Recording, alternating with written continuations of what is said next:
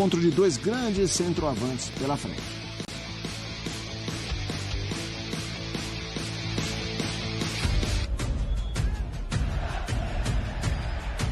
Atlético Mineiro e Vasco colocam frente a frente mais do que 2 dos 4 melhores times da Copa do Brasil.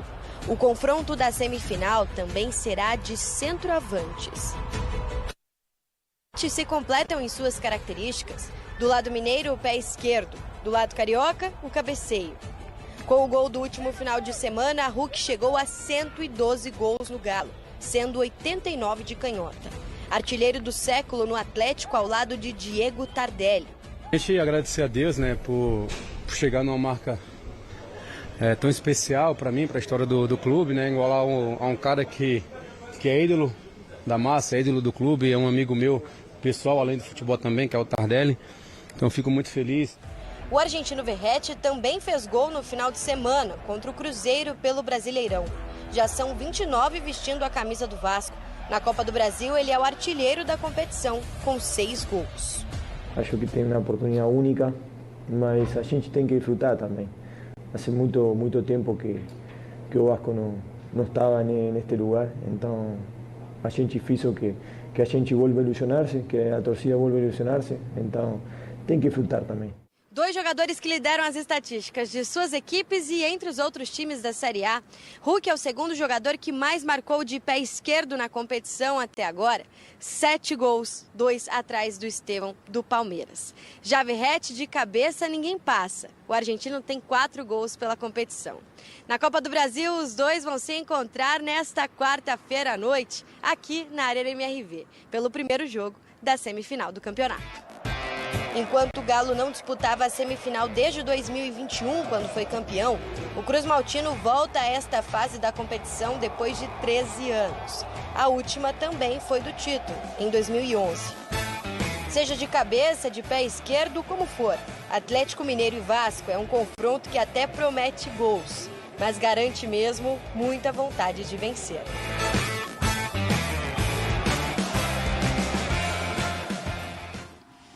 Bom, a gente tem um encontro aí de 2 grandes centroavantes amanhã. A gente tem o Hulk com 10 gols na temporada, em 29 jogos, tem 6 assistências.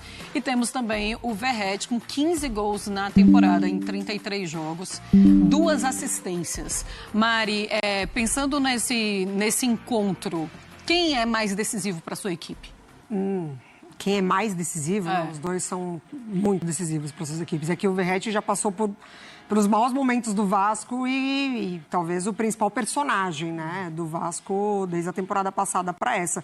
Mas se a gente pega desde quando o Hulk chega ao Atlético, ele já passou por várias situações também e é impressionante a regularidade dele. Então, a gente tem um recorte muito maior do Hulk para apontar isso, diferentes treinadores, diferentes atléticos desde quando ele chega e ainda assim ele consegue manter uma regularidade impressionante.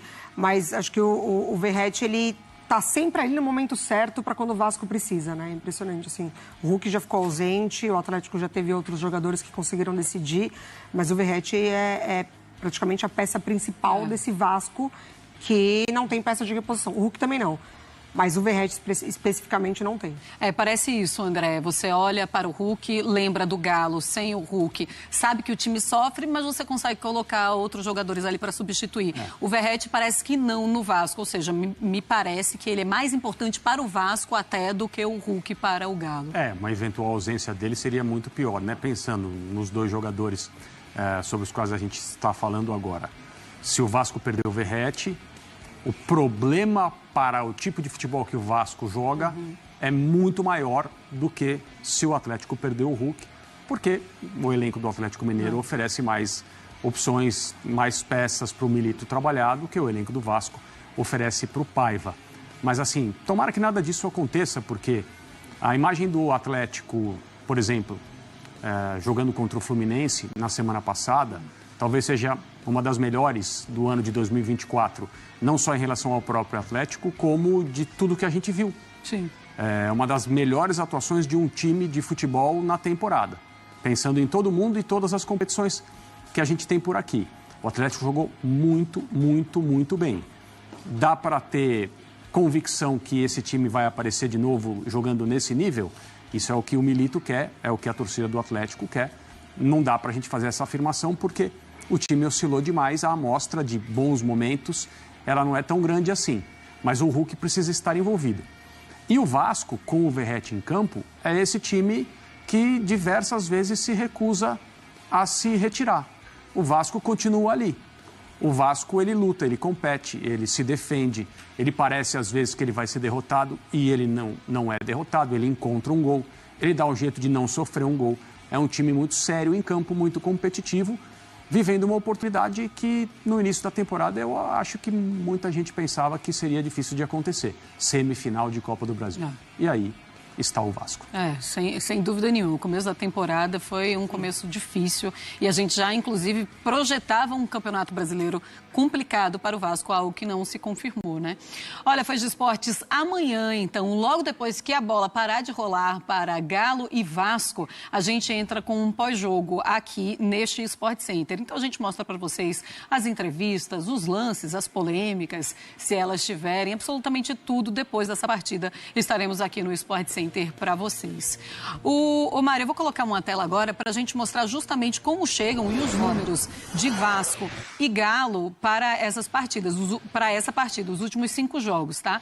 O Galo com 2 vitórias e 3 derrotas, um aproveitamento de 40%, com 6 gols marcados e 6 sofridos, e o Vasco com 1 vitória, 2 empates e 2 derrotas, um aproveitamento de 33,3%, com 4 gols marcados e 5 gols sofridos. Importante a gente falar, 40% de aproveitamento, é um aproveitamento baixo nos últimos 5 jogos, mas é muito importante a gente falar realmente do que o André lembrou, a partida contra o Fluminense, e se o Galo vai levar essa partida para o restante da temporada e para esses jogos decisivos de Copa do Brasil, né? Não, isso é um fato, assim, parece que quando o Atlético ele precisou dar uma resposta, ele conseguiu de fato, né? Porque o Milito montou uma estratégia para garantir justamente esse jogo contra o Vasco, na partida contra o São Paulo consegue aquele gol na ida fora de casa e na volta ele tem uma proposta defensiva e consegue garantir a classificação, não com o futebol que a torcida gosta, não o futebol que o Milito apresentou assim que ele chega, mas numa estratégia de jogo mata-mata ele conseguiu garantir a classificação. E eu gosto sempre de lembrar, esse jogo contra o Fluminense, é claro que ele chama muita atenção, a maneira como foi, a classificação, jogou muito bem mesmo. Mas o primeiro tempo do jogo da volta contra o CRB, que o Atlético jogou muita bola também, ali não tinha o Hulk, ali era o Cadu e o Paulinho. E o Atlético jogou muita bola, num jogo em que o Otávio estava muito bem, talvez o principal jogo do Bernard, em que ele não apresenta tantos bons jogos assim, o Arana jogou muito bem, ali o Atlético conseguiu responder também numa partida sem o Hulk. Então a expectativa é de que incorpore de fato, né, esse jogo decisivo já nesse primeiro jogo, nesse primeiro confronto. Pois é, a gente lembra o Bernard tá fora, né? Ele se machucou. André, o Galo é muito favorito em cima do Vasco na partida de amanhã? É favorito.